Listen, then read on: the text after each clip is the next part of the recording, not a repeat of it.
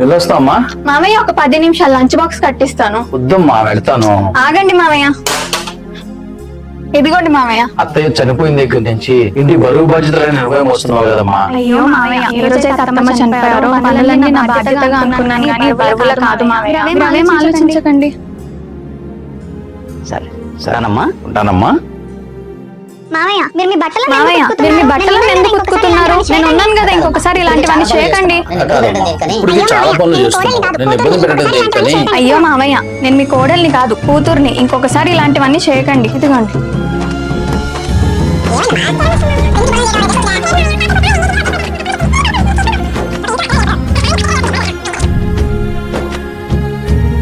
ఏమైందమ్మా? జ్వరం వస్తుంది మామయ్య. మరి ఎందుకు ఈ పనులను చేయడం? రేపు చేసుకోవచ్చుగా. లేదు మామయ్య, రాత్రిపూట ఇలా ఎంగిల్ గిన్నెలు వదిలేయకూడదంట. నాకు అత్తమ్మ చెప్పింది. మీరు వెళ్ళి పడుకోండి, నేను ఇది చేసుకొని పడుకుంటాను. ఒక ఇంట్లో అత్తగారు లేనప్పుడు తన స్థానాన్ని బాధ్యతగా నిర్వర్తించే కోడలు దొరకడం